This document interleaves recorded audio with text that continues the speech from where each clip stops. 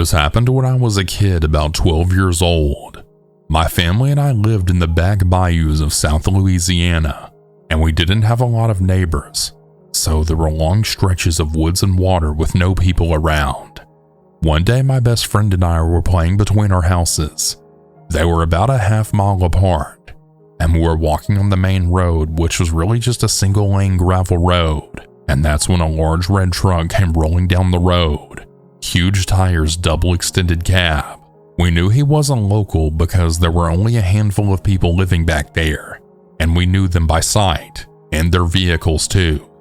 The truck had slowed as it reached us, and we were smart enough to back up away from the road out of arm's reach. The man in the truck was your typical redneck. Mullet, scraggly beard, wife beater, and jeans. But he seemed friendly enough, as he explained that he was lost and looking for the way back towards town. Since getting lost in the depths of the Louisiana bayous happens more often than you'd imagine, we didn't think much of it. Politely from a distance, we gave him directions back towards town. He thanked us, and he drove off around a curve, and we continued walking on the road. Suddenly, we heard the sound of a truck spinning out on the gravel road and revving its engine. We looked at each other, and then, as we had heard the crunch of tires coming at us quickly, we broke into an all-out run at top speed. We rounded another curve, and there we saw the wooden bridge that had flowed over the bayou channel. Without hesitation, we dove over the side and crawled up under the bridge where it nearly met with the road, huddling as tightly as we could, ignoring the spiders and ants that we disturbed. The truck came roaring up and over the bridge, and then turned around and came back. The man stopped the truck on the bridge and got out, coming to stand by the railing. He then walked the length of the bridge on both sides, frequently looking over the edge and stopping to peer between the slats of the bridge. Fortunately, we were deep into the shadows that he couldn't have seen us without physically climbing down.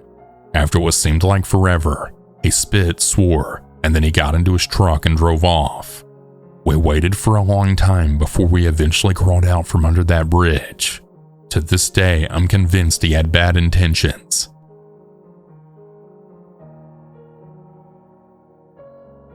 My mother and I were driving through our small town in Southwest Virginia. My mother and father are divorced, and he lived in Tennessee. Anyways, they had very different viewpoints on helping out hitchhikers, as my dad was very much into hiking, camping, etc. But there was a woman walking down the road. Mind you, it's very hot outside and it's the summertime, and I noticed she was carrying a child swaddled up in a blanket, which struck me as a poor choice considering it was the middle of summer. It just seemed way too warm for a swaddle. So I said to my mom, "We really need to go pick that woman up. Surely she isn't too far from where she needs to go, but she has a baby." And to my surprise, my mom pulls into the gas station parking lot, and she tells me to go in and get a large bottle of water, and we'll ask her if she needs a ride. So we pull out of the gas station and approach the thin, almost sickly-looking woman, and she very quietly just grabbed the door handle and got inside. Not saying anything at all, not even a thank you, which really didn't sit right with me because this is the South, and everyone is friendly and approachable.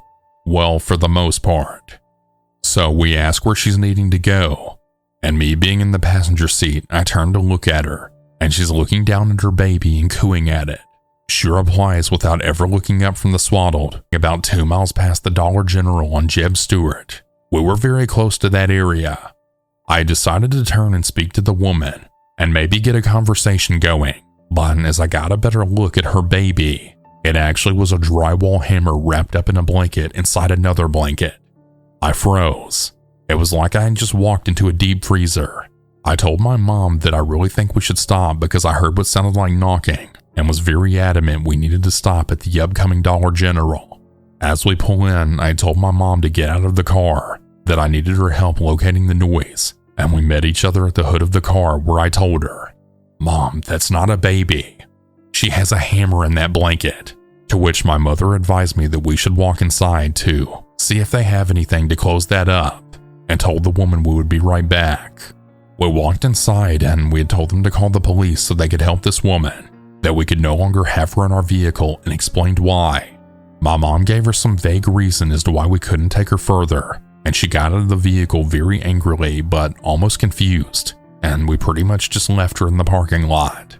She very well could have just been a really confused woman, maybe with some mental issues. I don't know what was going on with her, but what I do know is that I don't think she had good intentions for us. Some backstory. I'm a 20-year-old female from South Florida. I lived in Mississippi most of my life, right in the middle of the woods up until Hurricane Katrina, so I was used to very simple, quiet places. When I moved here with my mom fall 2005, I was 10, and we moved to a small neighborhood. It was near 2 main roads, so it wasn't very quiet. The house was sitting on the first corner in the neighborhood entrance. There's a small corner store at the entrance that many people walked and biked to, so you can say we saw a lot of traffic. My room was very small, like I think 9 by 10, but pretty suitable for a 10-year-old little girl. There were 2 windows in the room, one small one on the left side of the room, and one large on the wall parallel to the door. The window was mostly covered by a very large tree, which is actually still standing to this day, but you can see a small part of the sidewalk. Basically, if you were passing and could see into my room, you'd have to know exactly where to look. The events that took place are the very reasons why I can't have uncovered windows ever, and I can't look out of a window at night without becoming so fearful I cry. It was maybe a year or so after we had moved into the house, and my family and I were all becoming very accustomed to the life South Florida had offered. I had always been an outgoing, pretty girl. At least many people told me so. Many people that were walking to and from the corner store would stop and talk to me and my friends about how cute we were. We were pretty adorable, and no one ever stuck out as being creepy or having bad intentions. One afternoon, I was outside by myself. It was just about to be dusk, so the sky was turning orange, and I knew that it was almost time to go inside.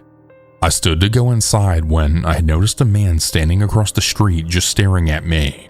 I didn't recognize him, but I had smiled and waved at him anyway. He just smiled at me, like something I had never seen before.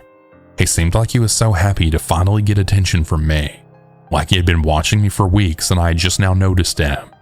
I had never been very judgmental, so I just waved again and skipped inside. This went on almost every time that I was playing outside, always around the same time in the evening, and I never really saw him leave. I always skipped back inside before he left. I ended up telling my mom about him, and the next day she had told him not to come back. I didn't see him for a few days, so I really didn't think anything was strange, so I forgot. I rearranged my room so that my bed was on the other side of the wall near the door so that the window overlooked my bed. I always had curtains, so I couldn't hardly see anything outside unless I just looked really hard. I always loved looking at the moon and stars at night back in Mississippi. It's really amazing if you're out in the middle of nowhere. So I decided, tonight I'll sleep with my curtains open so I can actually see the moon and stars. And I did. Little did I know that night would be burned into my memory for the rest of my life. I was eating supper with my mom and brother, and I had asked my mom if it was okay if I could sleep with my curtain open. She said yes, seeing as you can't really see the window from the road and sidewalk, and it should be fine. I was so excited. I even went to bed early that night. I watched TV until I was sleepy enough to drift off to sleep. I woke up and automatically felt a sense of fear. I don't know why, so I didn't move. My back was to the window so I could see the light that was cast by the moon. My breath caught immediately, and I'd never been so terrified in my life. The silhouette of a man was standing just outside of my window. Just typing this out right now is giving me chills and makes me want to throw up. I rolled over to see the man that I had seen outside my house for so many days. I gasped. I screamed and ran to my mom's room frantically, telling her what had happened. She shushed me and told me it was all just a bad dream. I told her that it wasn't, that I wasn't just dreaming. She got out of bed and went to search outside, but found nobody there. I slept in my mom's room with her for the rest of the night. The next day after school, I went to my window with my friends. They didn't know and still don't, and we had found a piece of fabric that looked like a makeshift handkerchief.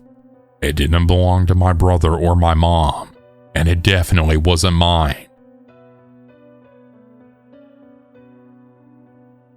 Before we get started on this story, The story mentions domestic violence, sexual assault, and the loss of an unborn child. If that's too dark for you, go ahead and stop listening right now. I'm going to give you some time to decide. Okay, for all those who want to continue listening, let's begin. I was 19 years old. I was always hanging out with my best friend Jamie and her boyfriend Bobby, his fraternal twin brother Billy, and Billy's girlfriend Sarah all the time, everywhere. We usually hung out at Billy and Bobby's house. Cable, video games, and food galore. I always felt like a fifth wheel though. I was slightly depressed and lonely, and I just wanted a man of my own. I learned the hard way to be careful what you wish for. I lived in a duplex community, and I was walking down the street to the cluster of mailboxes with Jamie, and I had started hearing whistling. I looked over and I saw my neighbors sitting on their porch, but there was a guy with them that I didn't know, and he was the one whistling at us. He was hot. He had curly blonde hair, blue eyes, and dimples in both cheeks when he smiled, and he had muscles for days. I was immediately smitten. He walked right over to us and started a conversation. He went with us to check the mailbox and accompanied us back to my place. We talked for a while and he asked me out. Of course, I said yes. The very first date went great. Needless to say, we started dating. It wasn't long before I'd started noticing things that had kind of rubbed me the wrong way. I won't go into extravagant details except to say that he was really clingy and possessive. He would always say things like, "You're my dream girl. I can't imagine my life without you," after only being officially boyfriend and girlfriend for about a week. He would read my text messages and delete numbers from my phone. He eventually started trying to alienate me from my friends, but we had all been friends since freshman year, and we were really tight. I knew that he was frustrated because he couldn't separate us, so he would find other ways to try and come between us, like being really rude and obnoxious whenever they came over, or turning off the ringer on my phone so that when they called I wouldn't know about it. He would send messages from my cell to theirs and say awful things, but my friends knew it was him. Not long after we got together, I found out he didn't have a job, didn't have his own place, was living with different friends until they got tired of him being there and asked him to leave, and a lot of the things that he had told me about himself were lies. 3 months into the relationship, I was ready to call it quits. The final nail in the coffin was when we were being intimate, and he had started getting really rough with me. Apparently, he had overheard a conversation that I had with Jamie a few days before where she was urging me to dump Shane and get with Billy, since Billy had broken up with Sarah and wanted to be with me. He was yelling, saying I belonged to him, and that he wouldn't let me be with anyone else, how I was slutting it around with Billy behind his back, and how he would do whatever he had to do to make sure that I stayed away from Billy. He would slap me or bite me, pull my hair. I was getting hysterical and crying and screaming. Now, during the conversation with Jamie, I had never said one way or the other that I wanted to be with Billy, or that I was even going to dump Shane, although I was certainly thinking about it.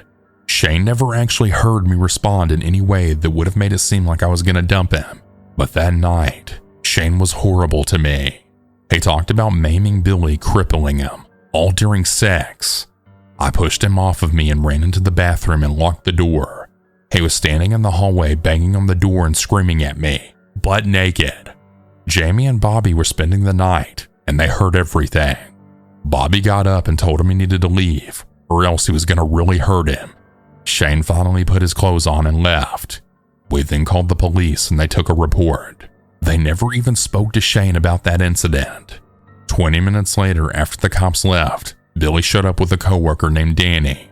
Danny and Bobby sat in the living room with the lights off, waiting to see if Shane would come back.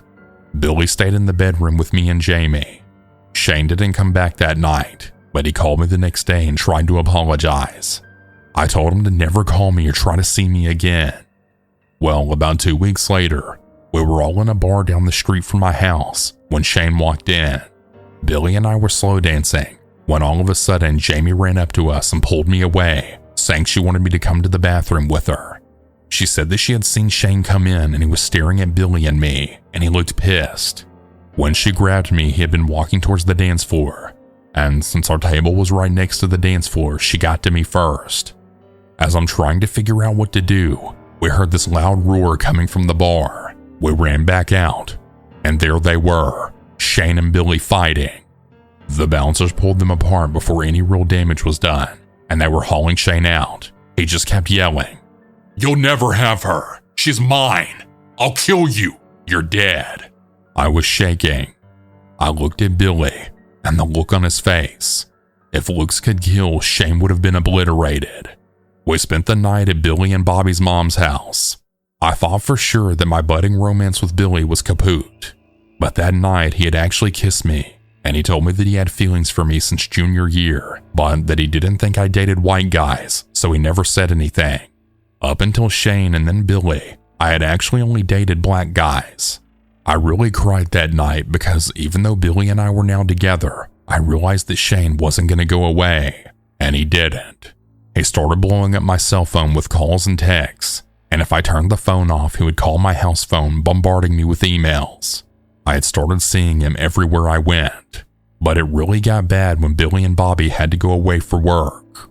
They worked construction, and the company they worked for landed a contract in Mississippi. I would wake up in the middle of the night and see Shane standing outside my bedroom window.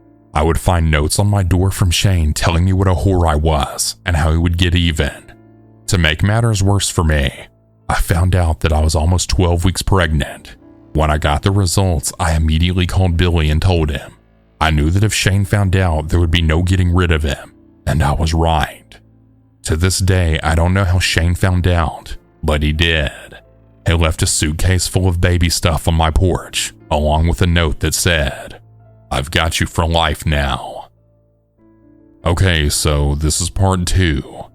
I tried to get a restraining order, but me being black and Shane being white, I was pregnant with this kid in a small southern hick town, which didn't bode well for me. I was denied the restraining order. Shane would show up to my prenatal visits and sit in the parking lot staring at me. He just generally made my life a living hell. He harassed Jamie and Bobby, but he didn't really bother Billy all that much, since Billy laid the smack down on him at the bar. Anyways, every time I had a run-in with him, I would report it to the police, hoping it would result in me being able to get the restraining order. No dice. It eventually got to the point where the police would come, write stuff down, and just look at me as though I was crazy. It all came to a head when I was about 5 months along. Billy and Bobby had come home from Mississippi for a visit, so of course Jamie and I spent the weekend with them. They had to drive back to Mississippi Sunday afternoon, and Jamie had to work, so that night I was alone. As I was setting in for the night, I heard a knock on the front door. I looked through the peephole. No one was there. I went back to my bedroom, and I had heard a knock again, and again no one was there. I was starting to freak out. I called Jamie to see when she would be leaving for work, and she said she got off at 11 p.m. It was right around 8:30 when this happened. I didn't want to be by myself anymore, so after I got off the phone with her, I called Billy's mom and I asked if it would be okay for me to come over until Jamie's shift had ended. She said yes, so I set about getting ready to leave. I called Jamie back and told her I would be at Linda's, the guy's mom. I hung up the phone, sat on the bed, and put on my shoes. As I walked away from the bed, I felt a hand grab my ankle. I fell hard on the floor and immediately started cramping. I was trying to get up and I could feel hands on me. Shane was under my bed. Apparently the second time he knocked while I was checking to see who was there, he had entered the house through my bedroom window and hid under the bed. I crawled into the hallway with Shane right behind me. I made it to the front door, but Shane had yanked me back before I could open it. I was on the floor again. He got me on my back and straddled my legs. He pulled up my shirt just below my breasts, and then he did the oddest thing ever. He just stared at my belly. I was showing pretty good by this time. He just stared for a few minutes. Then he started rubbing my belly. I was shaking, scared of what he was thinking, scared of what he was gonna do. But for what seemed like forever, he just stared at and rubbed my belly. Then he looked me in the face. He grabbed my arms and held them over my head. I had started to struggle, but he squeezed my wrists. I really hated Shane at this point, but I had really come to love my baby, and all I could think about was getting him off me and getting out of the house so he couldn't hurt me and the baby. He leaned over me until his face was an inch or two away from mine, then just said, "Stop." The look on his face, coupled with the quiet way in which he said it, made my blood run cold. Still holding my wrists with one hand, he reached into his back pocket with the other, and he pulled out a pair of handcuffs. I had started screaming and trying to fight harder. He was so much stronger than me, and within a minute or so, I was handcuffed, both cuffs around my wrists, and the little chain in the middle was kind of around the leg of the couch. He sat on the floor next to me, raised my shirt, and once again it started rubbing my belly. This went on for about 15 minutes. He went into the kitchen, grabbed a bottle of water from the fridge, and sat down again. After finishing the water, he put the empty bottle on the couch and got on his knees. He had started touching me inappropriately, and I was wetting myself. I tried to pull away but couldn't, and to make matters worse, he was getting aroused. It was by this time that the cramping became even more intense. I groaned. Unfortunately, he misinterpreted this to me also getting excited, so he kissed me and proceeded to put his hands between my legs. The cramps then turned into full-blown pain, and I arched my back. I knew what was happening at this point. I was mumbling against Shane's lips as he was still kissing me and wouldn't stop, so I did the only thing I could think to do. I bit his lip. He reared back and raised his hand and slapped me, but when he did, it had left a blood smear on my cheek. He then looked at his own hand. The one that he slapped me with was between my legs. It was covered in blood. My face was stinging. I begged him to call an ambulance. "I'm losing the baby," I screamed at him. He jumped to his feet, but instead of calling 911, he just ran out the door and left me there. I couldn't get my hands free, and the pain was unbearable. I realized that when he ran out, he'd left the front door open, so I started screaming for help. Thank God my next-door neighbor was coming home right at that moment from a doctor's appointment with her little girl. She heard me and ran right over. Seeing my predicament, she pulled out her cell phone and called 911. She wasn't able to get the handcuffs off, but she was able to detach me from the couch. The ambulance arrived maybe 10 minutes after the call, but it was too late. I lost my daughter.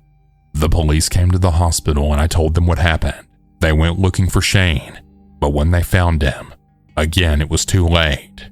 He had committed suicide. Jamie showed up at the hospital later that night. Billy and Bobby came the next day.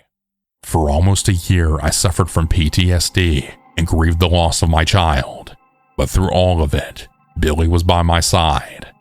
3 years after this incident, we got married, and today we have a 4-year-old and another one on the way. So my story has somewhat of a happy ending, but I do still grapple with the fact that my decision to get involved with Shane simply because I was just lonely and desperate has caused me tremendous pain and guilt, and it's gonna be a while before it all fades for good.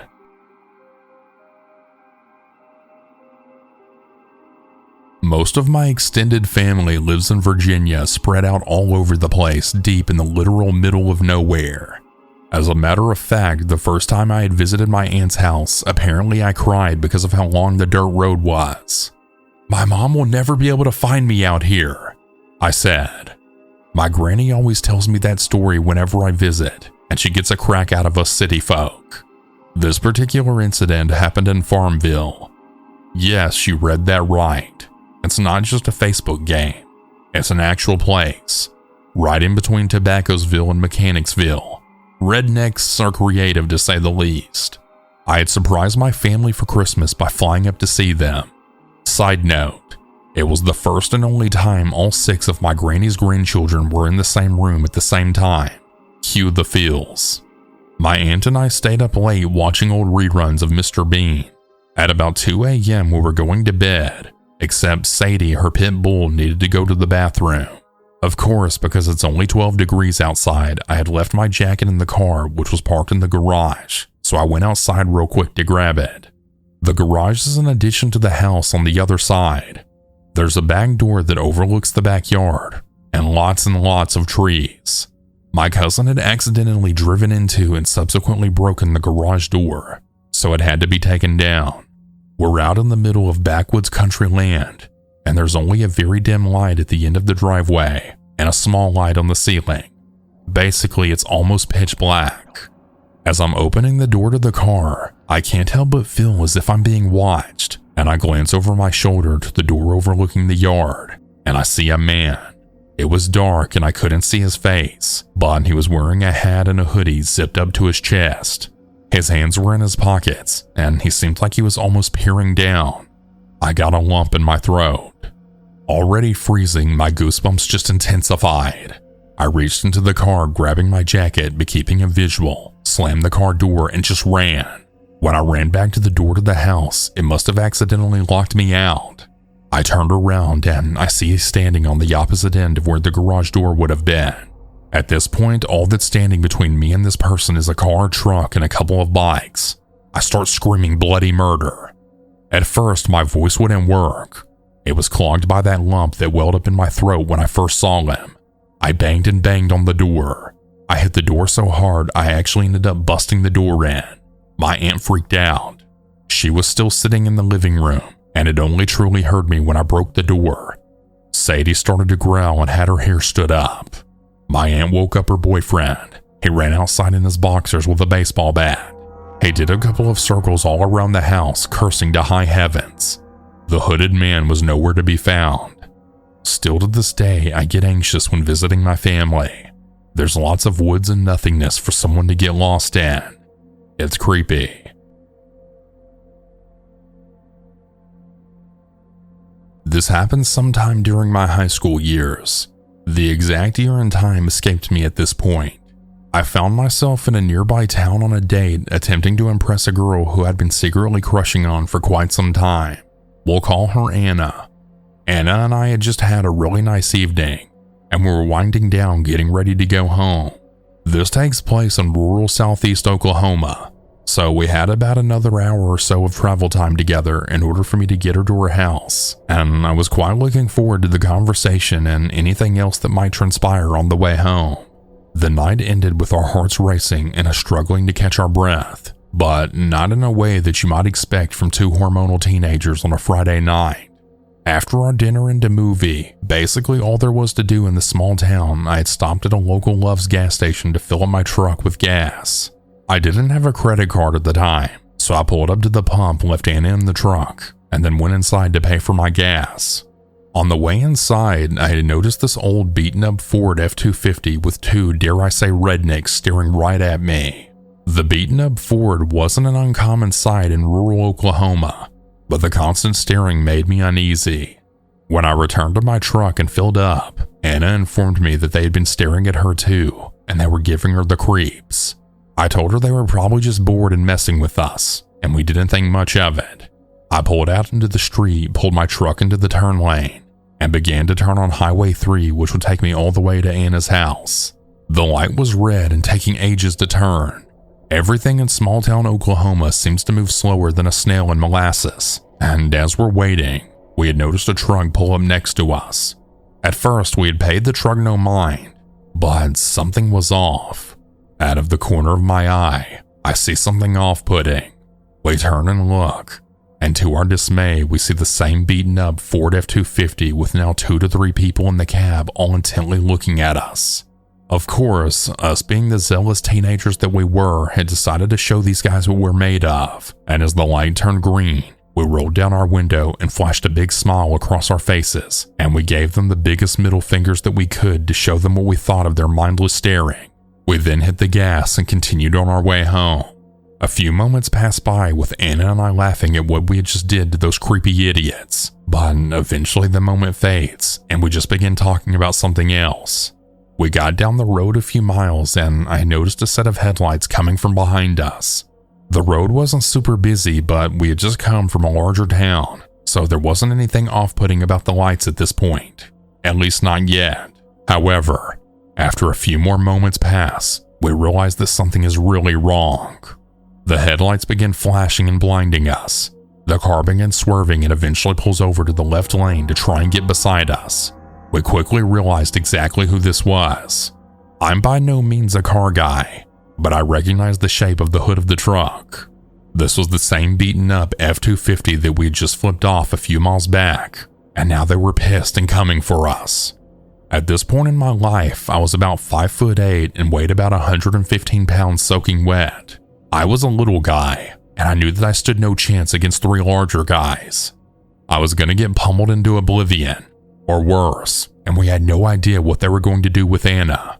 I slammed on the gas and began traveling as fast as I could down the winding back roads of southeast Oklahoma, trying to come up with an idea to get us out of this mess. As we sped down the highway, I began to look for common landmarks that I knew on Highway 3. I didn't see them. I knew that we had been traveling for quite some time down this road, but it didn't seem the same. We slowly realized that we weren't on the right road. We had taken the wrong turn. Blinded by our hubris, we turned on a narrow country road that was certain to lead us to our death. We didn't know what to do. Of course, when I told this to my parents, they just said things like, "You should have called 911, or you should have driven to the nearest police station." However, we didn't think to call 911, and we didn't know where the police station was because we were lost. So we took matters into our own hands and continued traveling as fast as we could down the small winding back road. We had a few near misses with the truck as they were attempting to rear-end us, or at least make us believe they were. But finally, after what seemed like a lifetime, we saw our shining beacon of light. I can't remember the specifics, but somehow we got far enough ahead of them that we began to think we might lose them. Out of the corner of my eye, we spotted a small local church. Anna checked behind us and couldn't see their headlights, so I slammed on the brakes, killed the lights in my truck, and in the pitch darkness drove off the road through the lawn of the church and behind the building. We sat there panicking and wondering if they'd seen us. It was a risky move. For all we know, we could be stuck, and if they saw us, we might not have a chance to escape. We sat and watched as the beat-up truck passed down the road at incredible speed. They hadn't seen us. We breathed a sigh of relief as we waited to see if they turned around. After a few moments passed, we pulled out of the parking lot, kicked it into high gear, and got back to town as quickly as we could. We both learned a lesson in flipping off shady rednecks that night, and to my knowledge, we haven't done so since.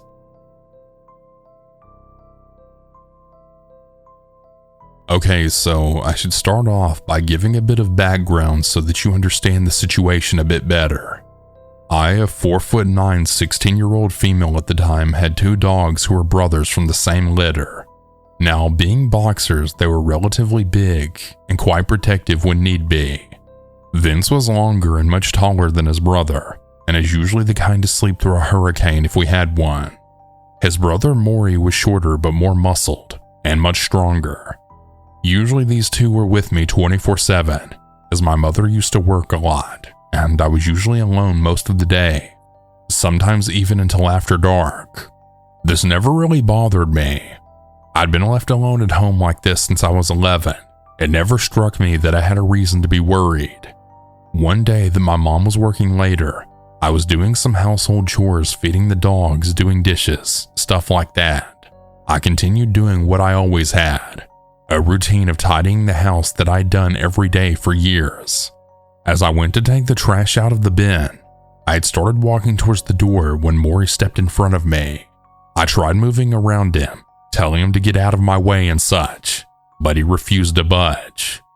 This was certainly odd, and looking back on it now a few years later, I realized he was probably trying to stop me from walking outside. We continued like this for a few moments, me trying to get past him, and him of course never moving from his spot. He was quite heavy as a big dog. It was difficult to lift him, and even harder to get him away from something. Now, in the time that we had been going back and forth with this interaction, Vince stayed happily asleep on his dog bed. I should note that from my kitchen you can see the living room and bathroom. Usually we use the side door from the kitchen to enter and exit the house since it was attached to the carport. After a couple more minutes, I heard something that I hadn't expected when I'd made one last desperate attempt to move Maury from his spot. He growled, which wasn't unusual as he had growled plenty in his life. What was unusual was that he had growled at me. He had never done that before, not once. But for that reason and that reason alone, I had decided not to take the trash out that night. I simply tossed it in another room and left it be. A short time passed, maybe half an hour or so. I had gotten settled into my chair to watch some movie while I had waited for my mom to come home. While I was watching the movie, I suddenly heard a quiet knock at the side door. As I mentioned earlier, you can clearly see the living room from the kitchen, so I heard the knock pretty well. It was already after dark, so I figured it was just my mother and she had somehow forgotten her keys or something. I got up and went into the kitchen, and out of the corner of my eye, I saw the hook near the door. The keys weren't there. To some people, that's not a big deal, but to me, it meant that the person knocking on my door was in fact not my mother. My mom is a bit of a routine-obsessed person, so if she had actually forgotten her keys, they would always be on the hook. I took a breath, preparing myself to just not answer the door, or if they didn't leave, to just tell them I wasn't interested in whatever was happening and that they should leave. Thinking about it now, I really wish I hadn't even looked out the window on the door. I wish I had just sat back down, called my mom, and stayed out of sight. But of course, I walked in front of the door and immediately came face to face with a figure on the other side of the window. Now, it was really dark, with just my neighbor's light shining from his porch, so I could only make out a couple of things on this guy. He was tall, me having to peer up at him through the window to look at his face. He had long hair that looked like a shadow over his shoulders in the dim light, but the only facial features I could see were his eyes. God, I wish I hadn't seen them. I could see the spark of interest flare in them as he perked up when he saw me. They were wide and staring down at me. He took a step towards my door, stepping on the first of 2 steps. I heard him say something along the lines of, "My car broke down nearby. Could I come in and use your phone?"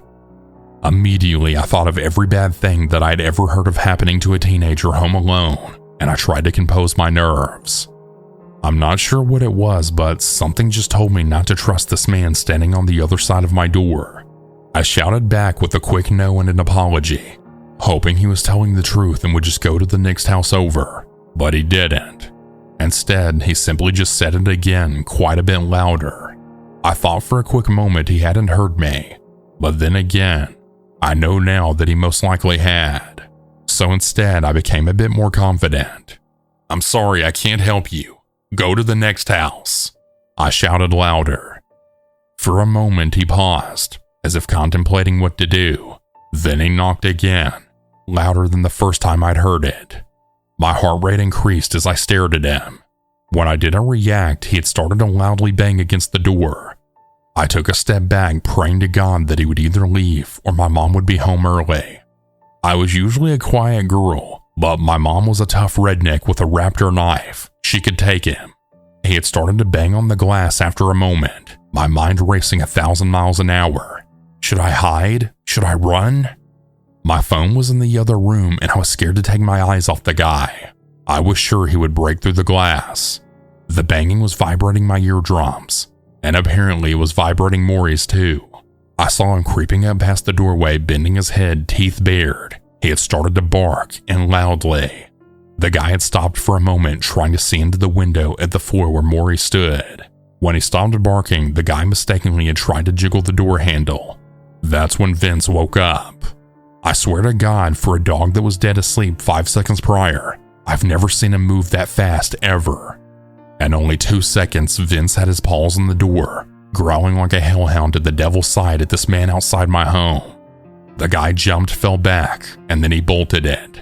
I heard him say something as he had started to run, and I saw another shadow. My mom came home shortly after I had sprinted across my carport to my neighbor's. We had called the police after I explained what happened, and my neighbor had dragged his shotgun out before they even got there. He had insisted on looking for the guy. The police said someone had tried to pick the lock on my front door, but there was a lot of stuff in front of it, and it was really old, so it didn't open anymore. I went to bed that night uneasy and so very thankful that I had 2 dogs who were not only strong and big, but one that was vigilant, and one that could practically kill if you let him. A few weeks went by and we had never heard from the cops, so eventually I stopped trying to think about it. Another month went by, and although I was a bit scared of being home alone, nothing else seemed to happen.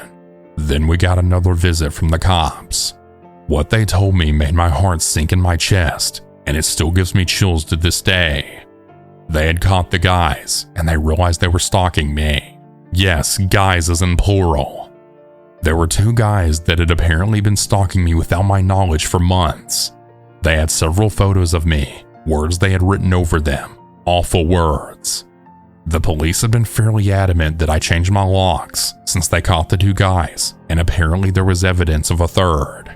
We moved shortly after that. I still pass by that house sometimes whenever I go to visit friends or do stuff around that area. A chill runs down my spine every time I do. To think that they never caught one of the guys was scary enough. The fact that they tried to break into my house was worse, not to mention that I hadn't even known they were watching me. I still think about it now even a few years later. I dread what would have happened if my dogs weren't there, and I dread even worse about what they had planned to do if I had opened the door or if they had successfully broken in. I suppose they weren't expecting my dogs since our backyard is fenced, and they mostly stayed indoors since it was so hot where I lived. I thank the universe every day that I had them, especially now. My mom never worked until after dark again after that, which in all honesty was fine by me.